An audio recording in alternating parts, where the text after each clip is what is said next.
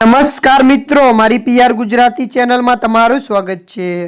મિત્રો, અત્યારે હાલની સૌથી મોટી અને દુઃખદ ખબર સામે આવી રહી છે। જી હા મિત્રો, આપને જણાવી દઈએ કે કાંટા લગા ગીતને કારણે પ્રસિદ્ધ થઈ ચૂકેલી જાણીતી અભિનેત્રી અને મોડેલ શેફાલી જરીવાલાનું કાર્ડિયક એટેકને કારણે નિધન થઈ ગયું છે। આ અહેવાલ બાદથી બોલિવૂડમાં શોકનો માહોલ છવાયો છે।